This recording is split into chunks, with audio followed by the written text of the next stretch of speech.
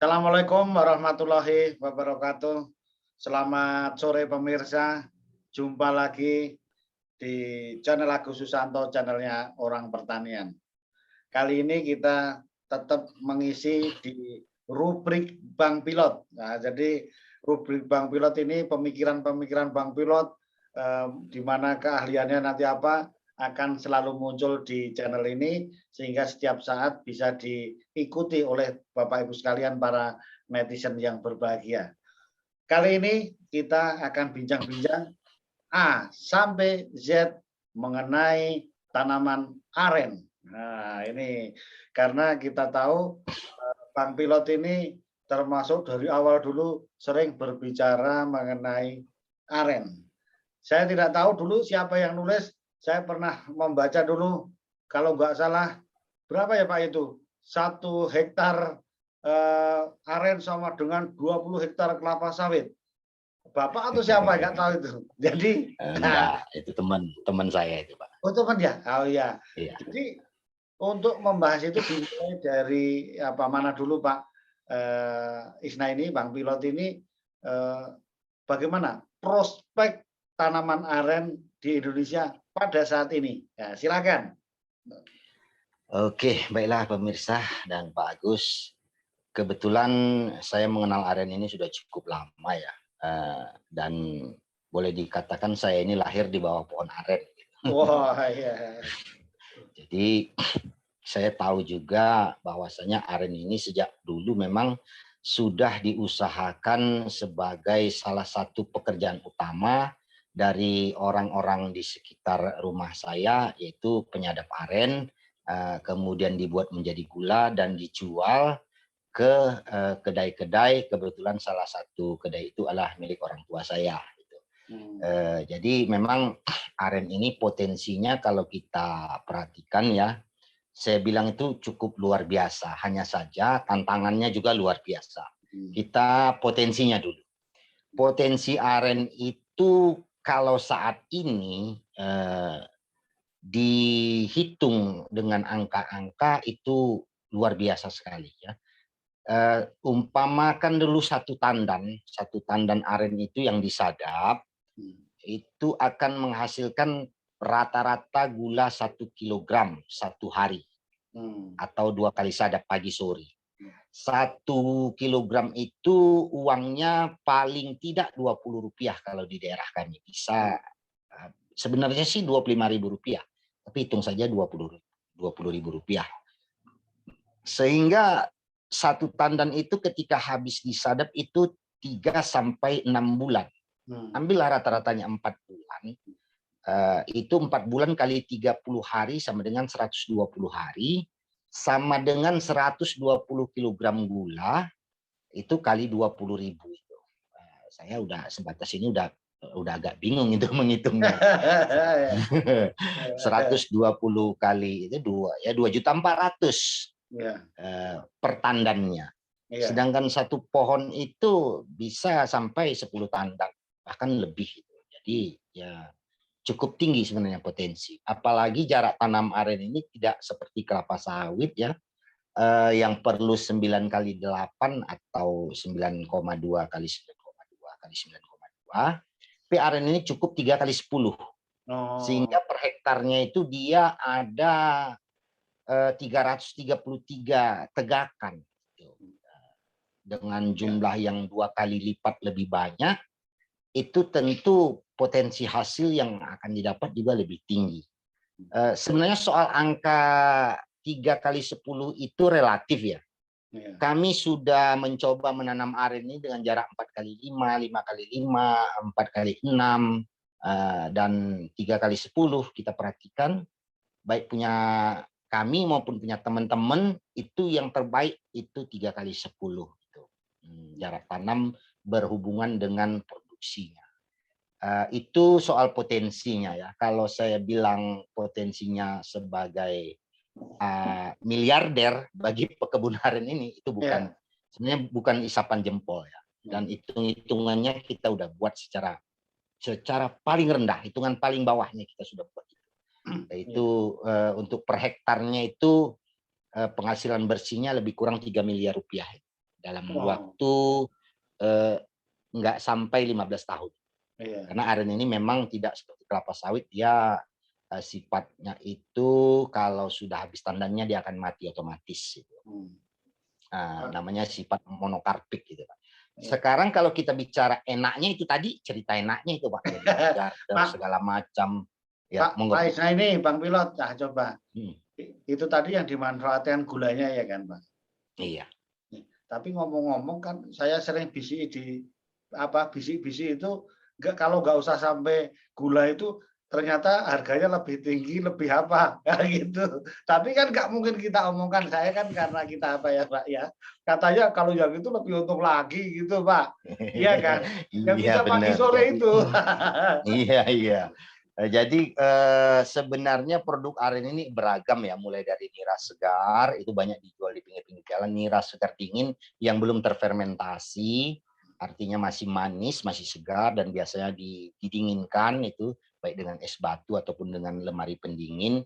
Itu harga jualnya kalau di pinggir pasar itu Rp10.000 satu botol aqua kecil yang 650 cc itu. Iya. Itu Rp10.000 itu. Jadi 1 liter paling tidak itu Rp15.000. Kalau dalam satu hari satu pohon itu menghasilkan 7 liter saja, kali 15.000 itu sudah 105.000 per pohon per hari. Itu kalau dijual dalam bentuk nira segar. Tetapi tentu kalau kita menanam aren ini dalam jumlah besar, tidak mungkin juga bisa kita jual dalam bentuk nira segar keseluruhannya, karena nira segar ini sangat mudah terkontaminasi, sangat mudah juga untuk menjadi terfermentasi oleh bakteri maupun jamur, rasanya berubah menjadi asam, warnanya menjadi putih susu, dan harganya memang nggak jauh beda. Harganya nggak jauh beda, cuma segmen pasarnya berbeda itu aja. Iya, ya kita segmennya berbeda lah gitu. Pokoknya prospek semua lah itu. Itu Pak. Benar. Jadi saya mau mengatakan prospek yang lain itu kan gini. Kalau di bulan Ramadan itu kan juga kolang-kalingnya juga bermanfaat. Kemudian saya itu dulu melihara gurami juga ini Pak, pakai duknya itu yang hitam-hitam itu apa itu hijau ya itu. Terus untuk bikin di sawah itu untuk ada itu untuk atapnya. Terus kalau sapu juga lidinya paling bagus. Nah, terus kami juga, saya ini kan anak desa Pak. Jadi waktu bikin cangkul dorannya itu juga itu pakai glugu dari kayu aren juga yang itu paling bagus. Nah, ini kan kita ngomongkan manfaat lainnya maksudnya kan. Benar Pak. Jadi itu kalau masalah menyadap tadi kan sudah Pak. Itu kalau diambil arennya beda-beda atau gimana Pak? Jadi buah aren atau kolang-kaling ya itu bisa diambil dengan syarat jangan dipotong tandannya, tetapi yang dipotong jari-jarinya dan ditinggalkan paling tidak 3 jari yang paling ujung.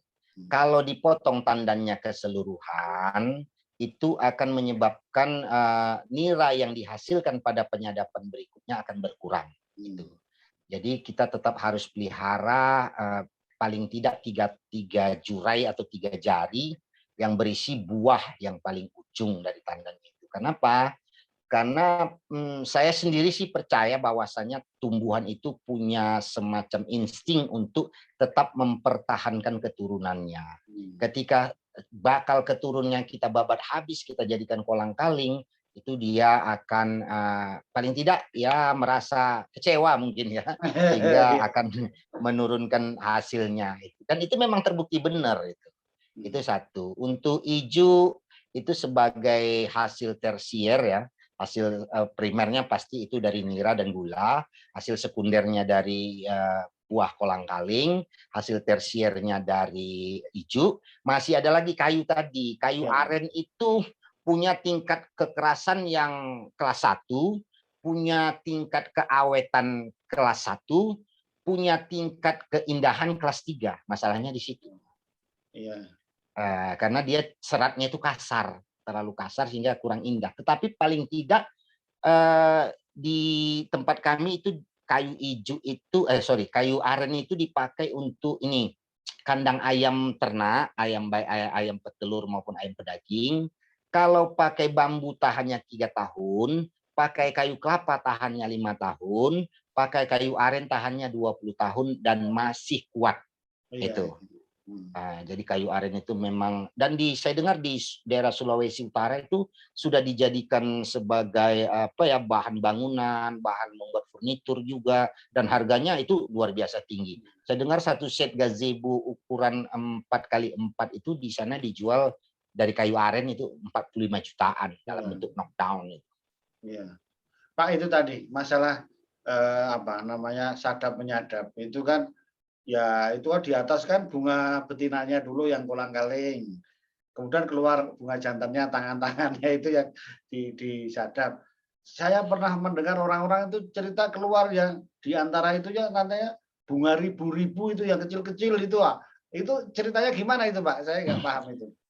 Jadi bagi kami dan teman-teman petani aren yang menanam aren dalam jumlah besar ataupun aren yang tumbuh alami, ya itu kadangkala ada yang menjadi aren ribu-ribu. Aren ribu-ribu itu adalah aren yang mengalami penyimpangan genetika sehingga dia menjadi murni jantan. Kita tahu aren, kelapa sawit itu kan adalah tanaman berumah satu. Artinya kelamin jantan dan kelamin betina ada dalam satu individu. Begitu juga aren. Aren ribu-ribu ini kalaupun tidak dikatakan murni jantan, paling tidak dia resesif betina tapi dominan jantan. Gitu. Dominan jantan sehingga dia tidak berbuah. Tandan pertamanya itu langsung tandan jantan.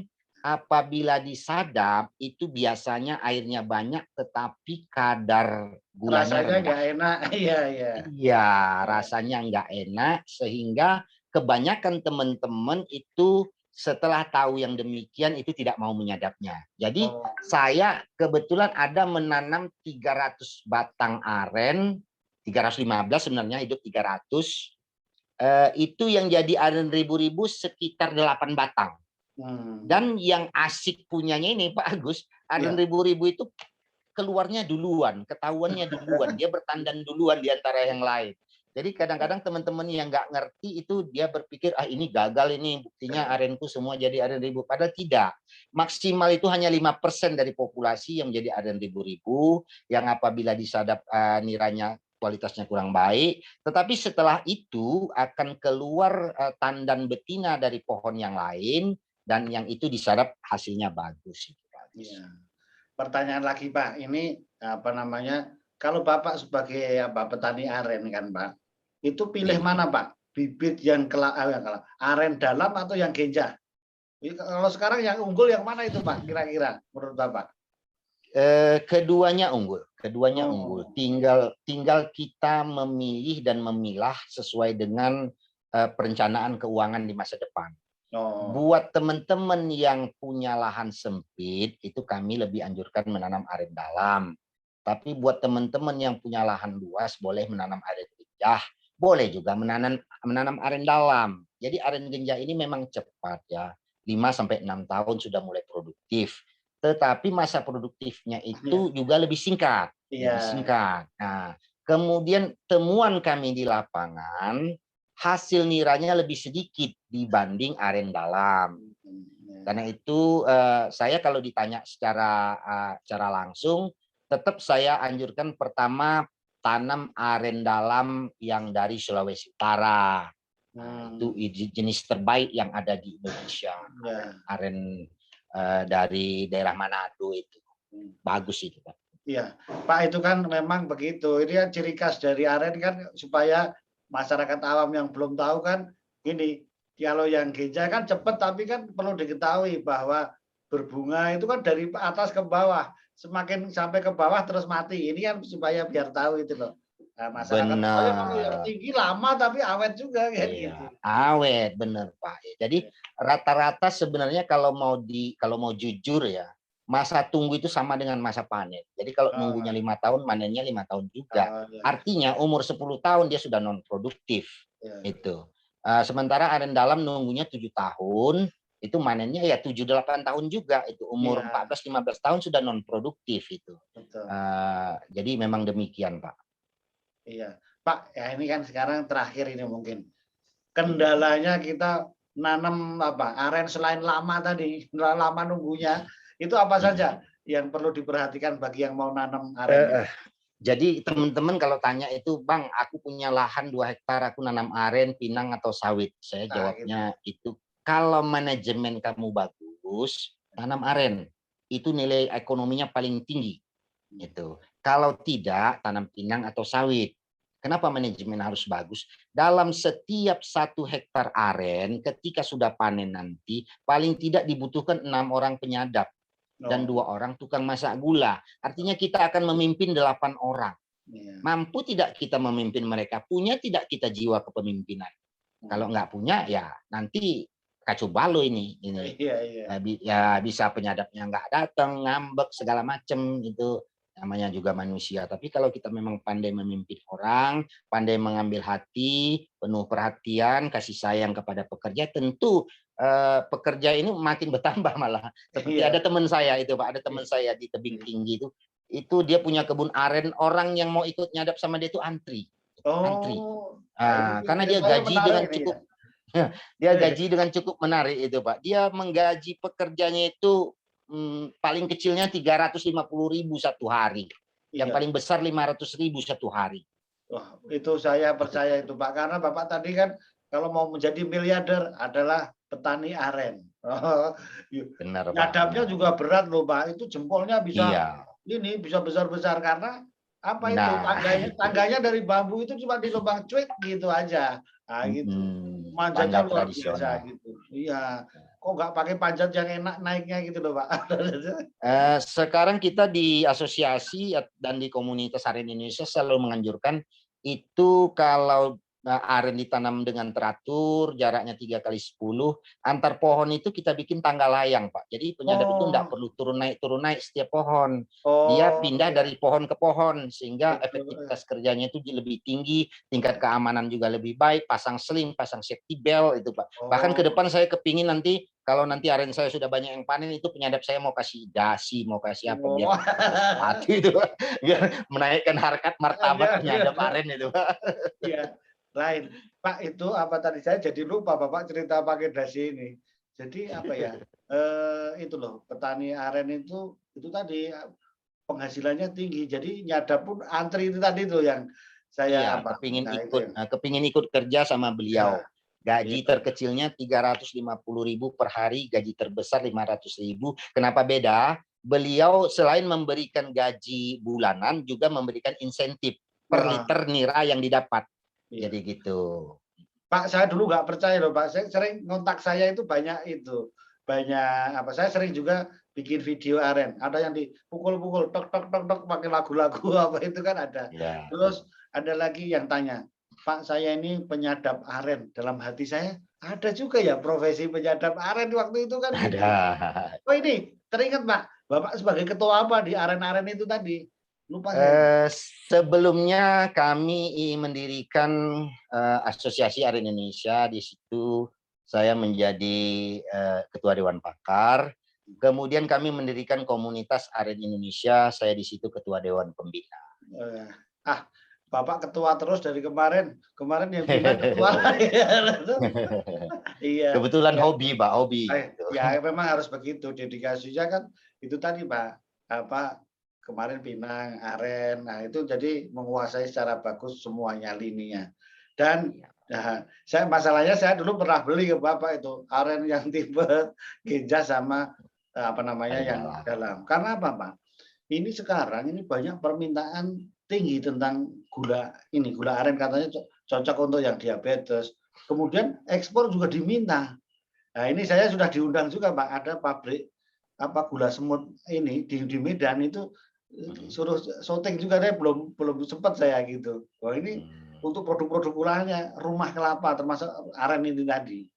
Nah, itu produk-produknya. Jadi terima kasih Bang Pilot sudah berbagi mengenai aren A sampai Z. Nah, tadi terima kasih orang yang cerita apa antri mau menjadi penyadap aren. Penyadap atau Iya. penderes aren. Terima kasih, mudah-mudahan bermanfaat pemirsa. Terima kasih. Assalamualaikum warahmatullahi wabarakatuh.